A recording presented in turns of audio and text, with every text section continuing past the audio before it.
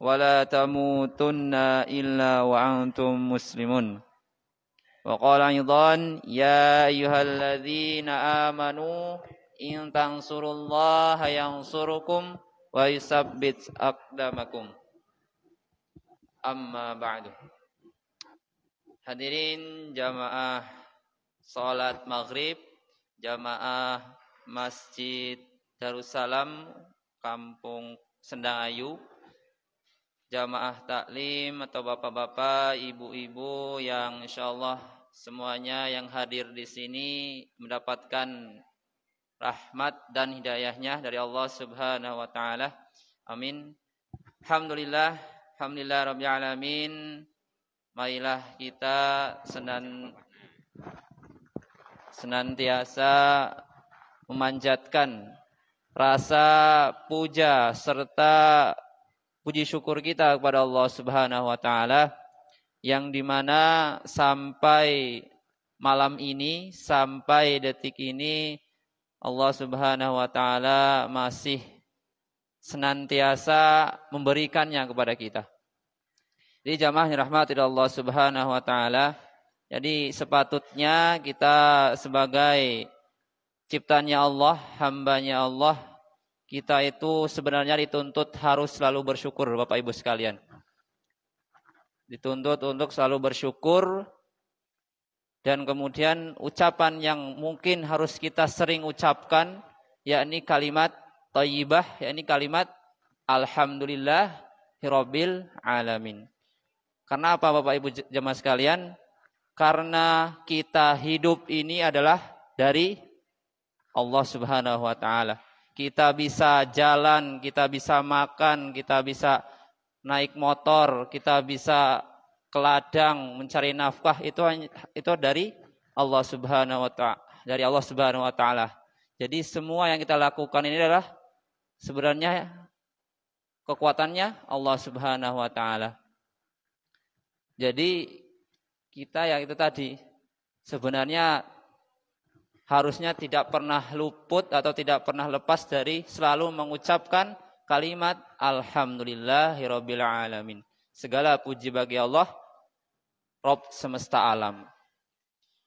Oke jemaah sekalian yang dirahmati Allah Subhanahu wa taala, namun marilah kita, karena kita memang manusia yang tempatnya lupa, tempatnya salah, mari kita perbaiki selalu apa-apa yang telah kita lakukan, apalagi perbuatan yang salah atau perbuatan yang buruk.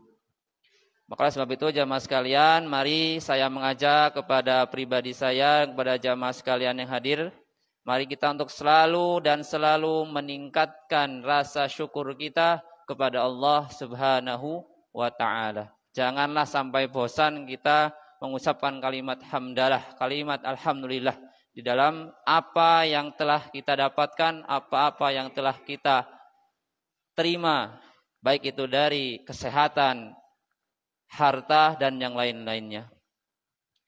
Karena ketika kita bersyukur atas nikmat Allah, maka janji Allah dalam Al-Quran, dalam surat Ibrahim, mungkin bapak-bapak, ibu-ibu sekalian sudah hafal. Ini ayat ke-7, la in syakartum la azidannakum. Ini barang siapa yang bersyukur atas nikmatku, maka aku akan menambahkannya. Maka itu adalah sebuah motivasi bagi kita, sebuah kabar gembira dari Allah bahwasannya kita ketika kita bersyukur atas nikmat Allah, itu Allah akan melipat gandakannya kembali.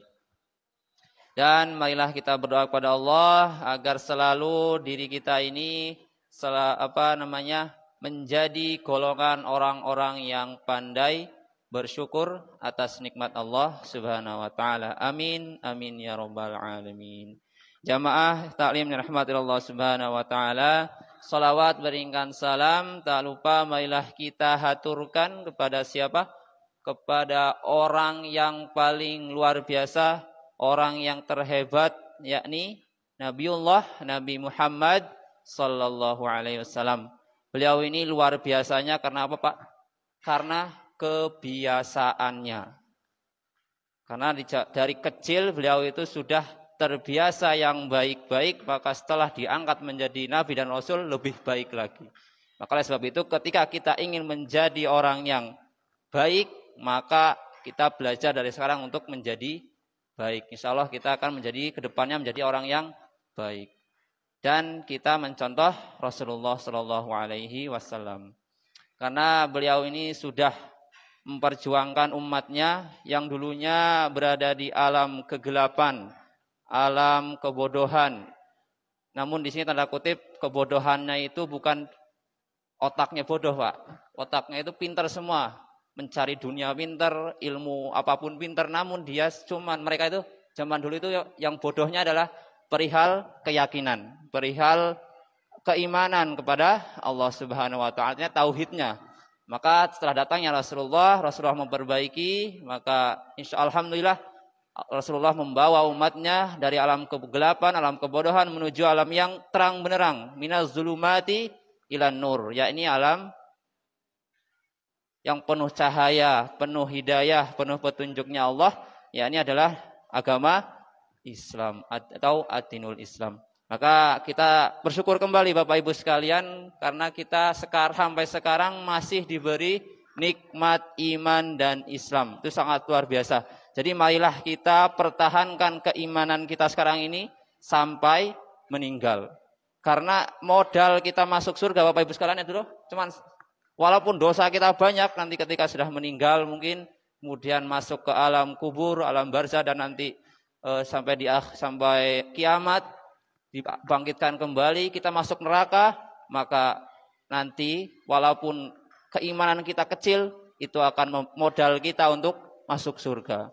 Maka sebab itu kita pertahankan keimanan kita kepada Allah Subhanahu Wa Taala, dan namun marilah kita selalu tingkatkan juga keimanannya, karena kita sekarang masih hidup, masih di dunia, maka marilah kita selalu meningkatkan keimanan kita kepada Allah Subhanahu Wa Taala.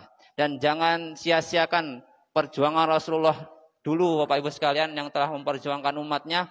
Namun mungkin ini sudah fenomena di akhir zaman, malah ketika sudah diperjuangkan oleh Rasulullah, namun umatnya malah bahasanya melenceng. Kadang-kadang umatnya itu akhir zaman ini banyak yang menyimpang. Maka marilah kita selalu memperbaiki amal kita, perbaiki ibadah kita, dan selalu meningkatkan keimanan kita kepada Allah Subhanahu Wa Taala. Yang pertama yang penting adalah iman kita, harus kita selalu kita diisi terus. Yakni salah satunya adalah dengan taklim ini Bapak Ibu sekalian. Jadi ayo semangat kita untuk menghidupkan taklim di masjid-masjid kita. Karena itu bisa meningkatkan keimanan kita. Saya juga merasakan Bapak Ibu sekalian, ketika saya lemes, ibadah kok kayaknya rasanya males, ketika ikut kajian, ikut majelis ilmu, taklim, di situ bangkit kembali. Karena di situ apa Bapak Ibu sekalian? Ketika kita taklim, kan di situ hadisnya mungkin sudah tahu semua, bahwa akan diberikan ketentraman, kemudian jiwanya tentram, diberi keutamaan-keutamaan lainnya. Maka pasti di situ rahmat Allah akan turun. Jadi ini nantinya ibadah kita, amal kita bisa meningkat kembali. Oke jemaah yang dirahmati Allah Subhanahu Wa Taala. Mungkin tadi mukadimah sebentar, tapi kayaknya udah lama gitu ya. Namun izinkan di sini saya menyampaikan nasihat watawasau bil haq watawasau bis sabr. Jadi saling menasehati dalam kebenaran dan saling menasehati dalam kesabaran. Jadi di sini saya hanya saling menasehati, jadi tidak berniat untuk menggurui ataupun merasa lebih pintar, tidak. Namun hanya saling menasehati satu sama lain, saling mengingatkan. Jamaah yang rahmati Allah Subhanahu Wa Taala. Allah Subhanahu Wa Taala itu menciptakan manusia dengan sebaik-baik rupa, sebaik-baik ciptaan. Manusia itu diciptakan ada mata, ada kepala, ada telinga, ada kaki, tangan, semuanya komplit. Sampai ke detail-detail organ tubuh kita sudah komplit. peredaran darah, urat-urat, jantung dan lain sebagainya. Nah, jadi Allah Subhanahu wa taala sudah berfirman dalam surat At-Tin itu, laqad khalaqnal insana fi ahsani taqwim. Jadi sungguh Allah itu sudah menciptakan manusia dengan sebaik-baik ciptaan, sebaik-baik rupa. Maka marilah kembali kita bersyukur kepada Allah untuk apa yang telah Allah ciptakan kita ini manusia. Namun di dalam ciptaannya Allah Subhanahu wa taala itu ada satu, mungkin ini sudah saya sampaikan, namun kita mengulas kembali, satu organ tubuh kita, yakni yang namanya lisan. Bapak Ibu sekalian tahu lisan? Lisan itu sebenarnya al-lisan itu dari bahasa Arab, namun sudah diserap ke bahasa Indonesia, yang artinya adalah lidah. Atau kita bisa enaknya ngomong mulut kita.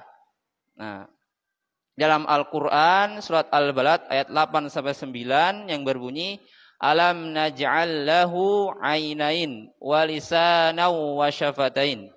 Yang artinya, bukankah kami telah memberikan kepadanya 2 buah mata, lidah, dan 2 bibir.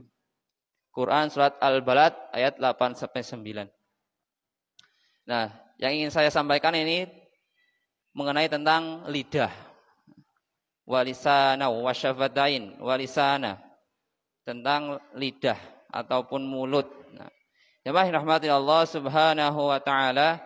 Jadi Allah menciptakan lidah kita, menciptakan mulut, 2 bibir ini itu tidak hanya diciptakan saja, namun ada maksud dan tujuannya.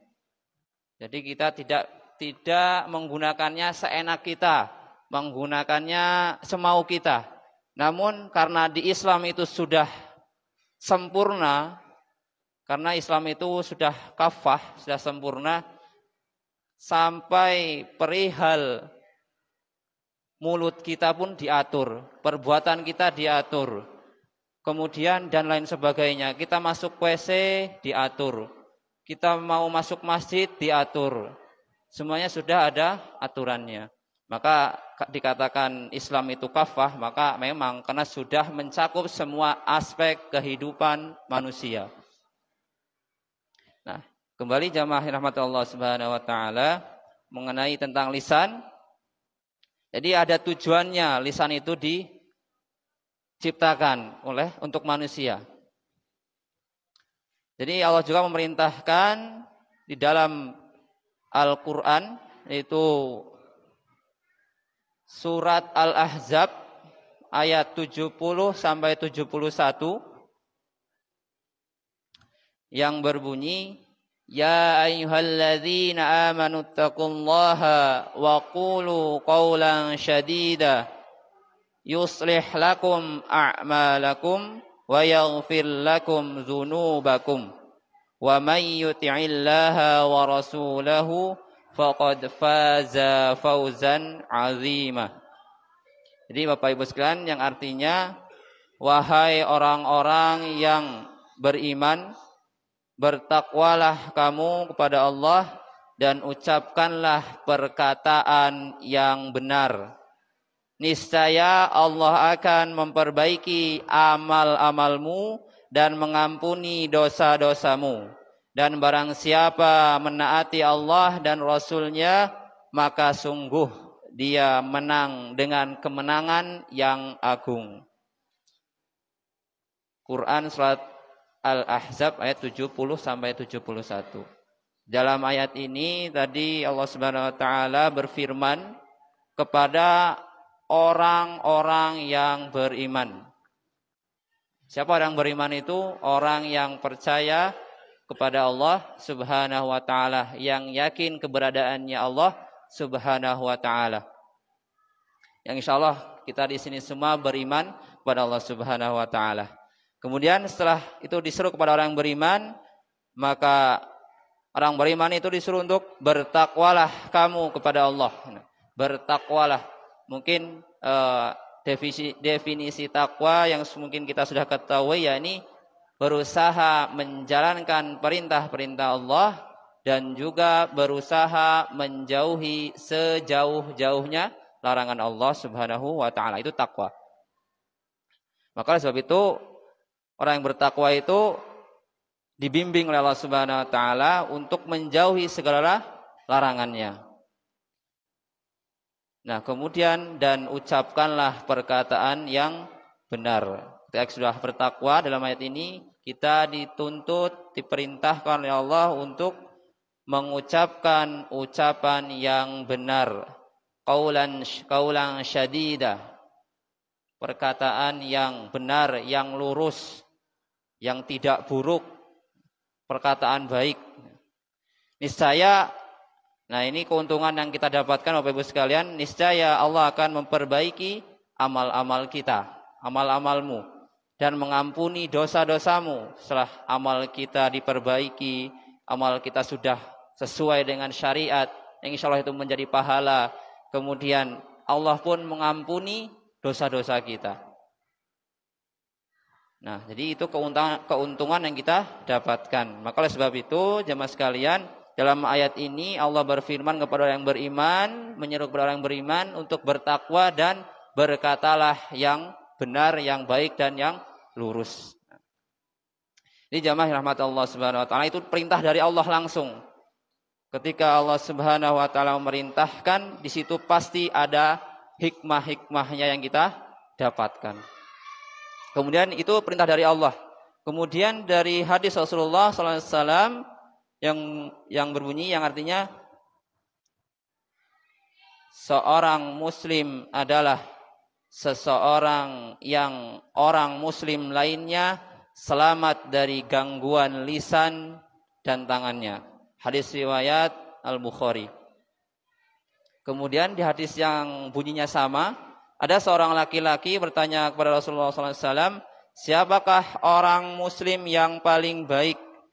Siapakah orang muslim yang paling baik? Beliau, Nabi Muhammad SAW menjawab, seseorang yang orang muslim lainnya selamat dari gangguan lisan dan tangannya.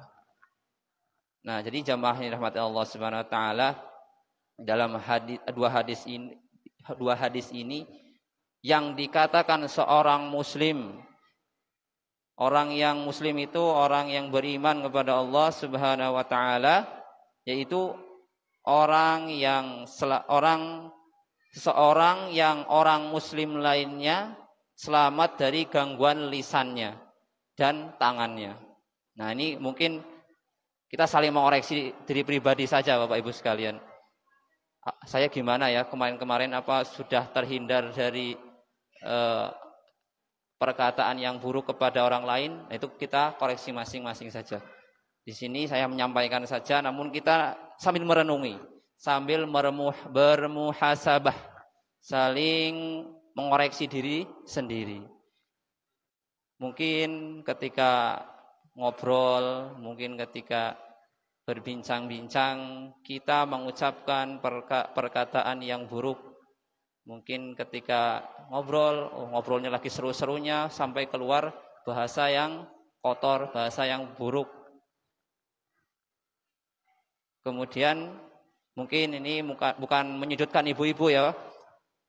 Mungkin ibu-ibu sering membicarakan orang lain mungkin ini ya. Insya Allah di jamaah sini ya enggak lah kayaknya Bu ya. Kayaknya sudah terjaga semua lah. Amin. Ini hanya umum saja kepada sering ibu-ibu mungkin ghibah bahasanya, membicarakan keburukan orang lain, membicarakan kejelekan orang lain.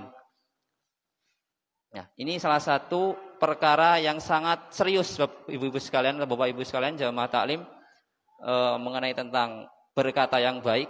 Salah satunya berkata yang baik itu tidak menjelekkan saudaranya, tidak menyudutkan saudaranya, tidak mencela saudara, tidak menghina saudaranya.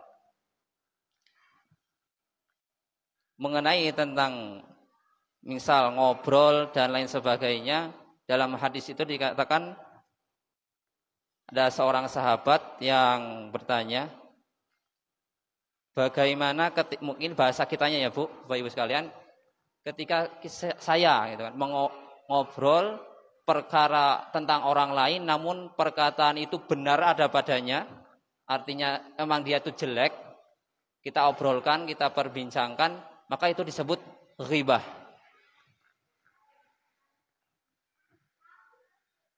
Kemudian ketika kita membicarakan orang lain itu, kemudian tidak ada padanya, ataupun misal kita ngomong, oh si fulan begini, dia sering maling misal, padahal dia nggak maling, maka kita termasuk orang yang dusta. Dikatakan sebagai orang yang pembohong, orang yang dusta. Tapi ketika memang itu perkataannya benar ada padanya, yang kita obrolkan, yang kita bicarakan di situ, maka kita termasuk ghibah. Nah, mungkin itu jamaah sekalian untuk renungan bagi kita. Ketika kita kumpul bareng, kita ngobrol, ayo kita jaga saudara kita. Kalau memang pun dia jelek, ya sudah, biarkan saja. Marilah kita bicarakan, carilah kebaikannya kalau bisa. Jangan cari-cari keburukannya. Mungkin kalau memang dia buruk, ayo kita jadikan pelajaran. Jangan sampai tersebar luas malah. Karena sering kita menemukan memang dia jelek, kemudian kita obrolkan, kita bincang-bincang ketika di perkumpulan kita, tapi sampai meluas. Nah, itu yang dampak yang sangat negatifnya di situ. Dampak negatifnya itu bisa tersebar luasnya itu. Maka orang tersebut pasti akan malu dan lain sebagainya. Nah, kita sebagai seorang muslim, mari kita jaga lisan kita dari perkara ataupun perkataan yang menjelekkan orang lain, perkara yang membuat orang lain itu sakit hati mungkin, membuat orang lain itu terpuruk dengan perkataan kita, mari kita hindari. Karena dalam hadis ini, siapakah orang muslim yang paling baik? Soalnya ini orang muslim yang paling baik. Kita mau sih menjadi disebut orang baik, kan kita senang. Disebut orang yang, misal orang kaya baik, ya senang. Tapi orang lain yang mengatakan, ya Pak Ibu, bukan kita. Tapi ketika seorang muslim ini bisa menjaga lisannya, ini Rasulullah langsung yang bersabda, kita termasuk golongan muslim yang paling baik ketika kita salah satunya menjaga lisan kita.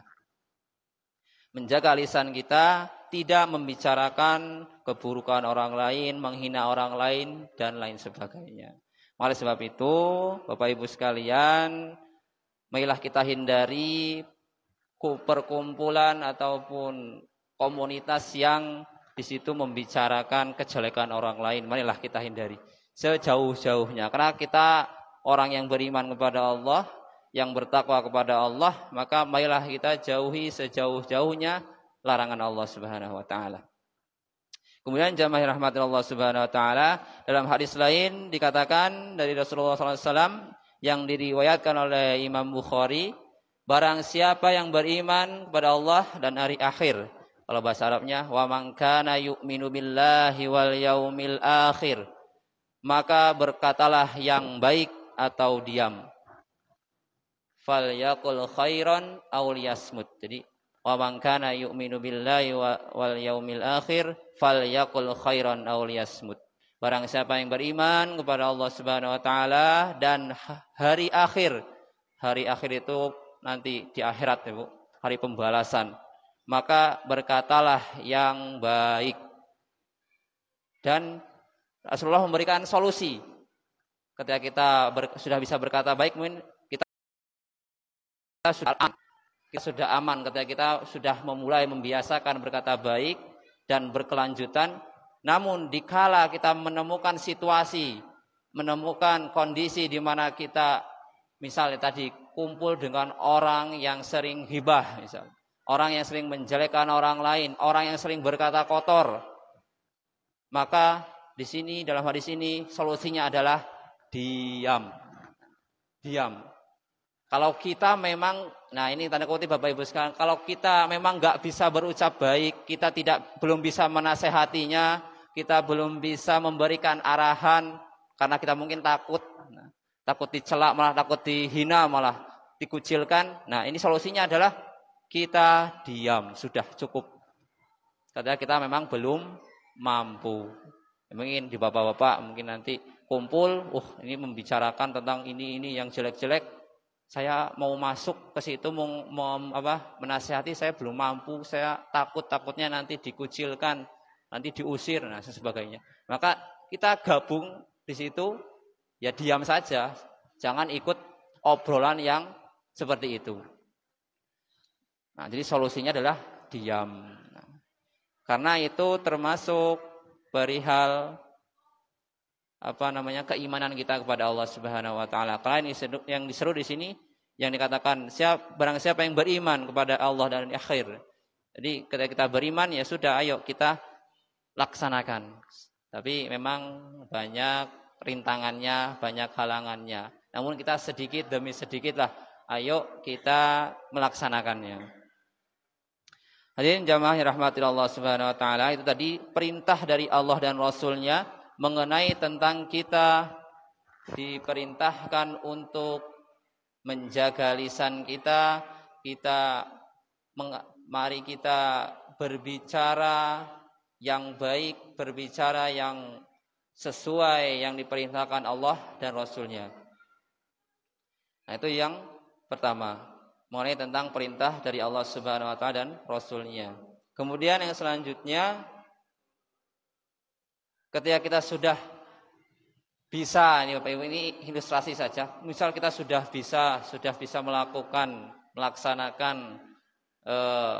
dalam kehidupan kita, tidak, ya mungkin meminimalisir lah tentang perkataan ini, tentang adab berbicara kita sudah bisa.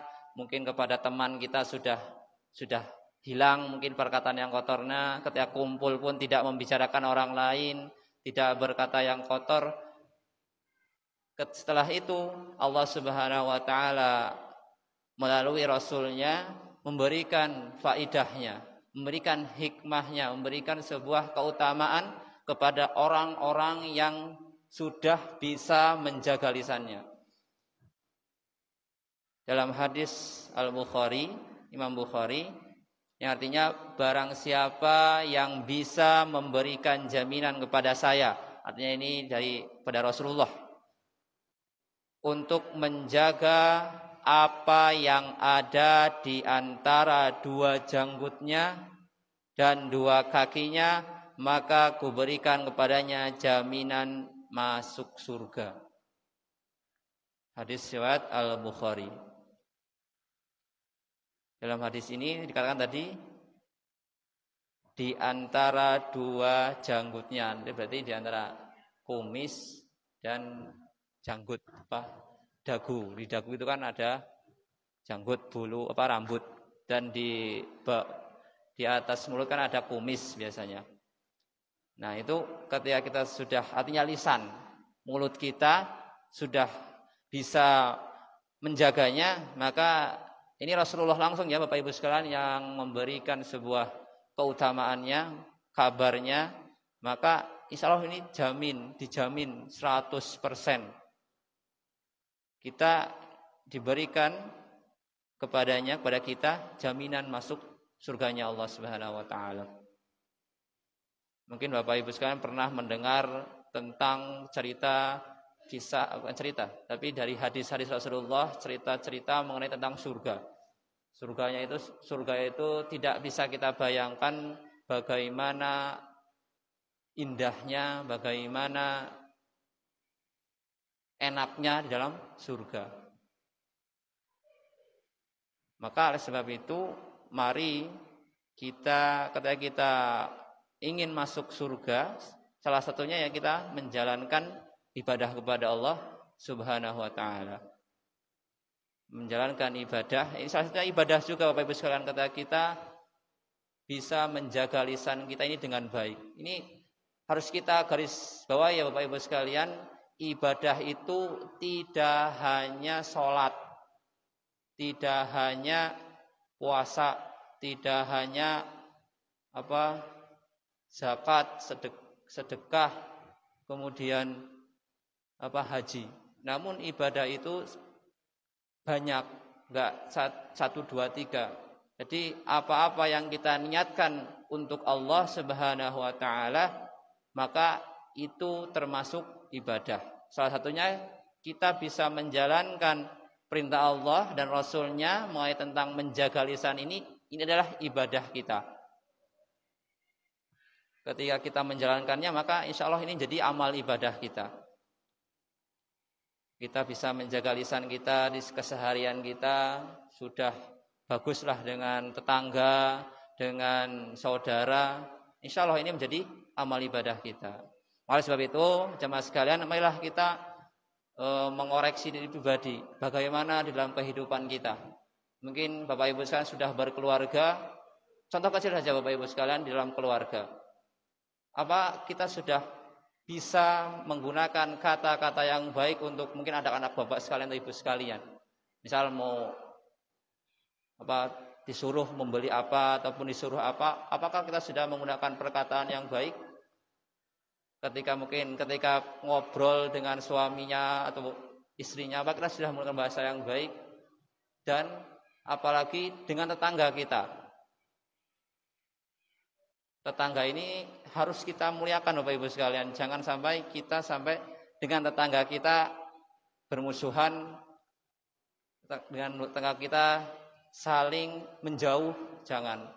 Karena ketika kita terjadi apa-apa, terjadi masalah mungkin di dalam kehidupan keluarga Bapak Ibu sekalian, maka orang yang pertama kali menolong adalah tetangga kita. Maka jangan sampai kita terjadi hal-hal yang tidak diinginkan dalam bertetangga. Karena dikatakan orang yang beriman itu salah satunya adalah dengan tetangga itu rukun, dengan tetangga itu tidak ada masalah. Nah, maka sebab itu jemaah sekalian, salah satu penyebab banyaknya masalah itu karena lidah kita kadang-kadang. Dengan tidak bisa menjaga lisan kita. Karena lisan ini sangatlah menentukan juga kita di akhirat. Ya mungkin marilah kita mulai dari sekarang. Mungkin bisa dicontohkan kepada anak-anak ibu-ibu sekalian. Ayo ketika kita mungkin mau makan, kita doa dulu. Kemudian mungkin ketika dapat musibah pun, ayo diajarkan ketika mungkin kesandung musibah itu nggak harus perkara yang besar Bapak Ibu sekalian. Misalnya, mungkin ketika Bapak Ibu sekalian kesandung, kan misalnya asem lah, sandung oleh watu barang nang kene, kan, kayak gitu. Mari kita ganti kata-kata itu. Kadang-kadang mungkin kalau yang sudah sering bahasanya keceplosan pakai bahasa kaki 4 mungkin, ayo kita ubah dengan kalimat la ilaha illallah, mungkin astagfirullah. Kemudian dengan kalimat-kalimat yang baik. Kita melihat keindahan, kita ucapkan Masya Allah. Jangan bahasa kalau zaman sekarang yang Bapak Ibu, anak-anak khususnya mungkin udah tahu semua Bapak Ibu sekalian. Anak-anak mungkin anak SMP, SMA. Soalnya saya sudah berkecimpung di pendidikan ya Bapak Ibu sekalian. Saya sering melihat anak-anak SMP, SMA, SD pun ketika mungkin dia itu menemukan hal yang bagus, menggembirakan hatinya, dia berkata, maaf Bapak Ibu sekalian, anjir, anjay dan sebagainya. Itu sering dikatakan oleh anak-anak Bapak Ibu sekalian. Mungkin karena apa? Karena tontonannya khususnya HP. Karena tontonannya mungkin bergaul juga.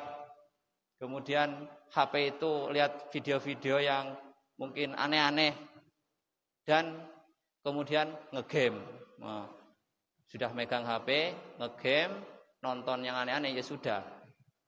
Nah, itu zaman sekarang Bapak Ibu sekalian, anak-anak itu seperti lisannya itu nggak bisa dikontrol bahasanya, asal ceplos.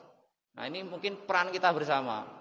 Saya juga yang sudah mungkin saya di sekolahan, saya juga sering mengingatkan, ayo Jangan pakai bahasa seperti itu.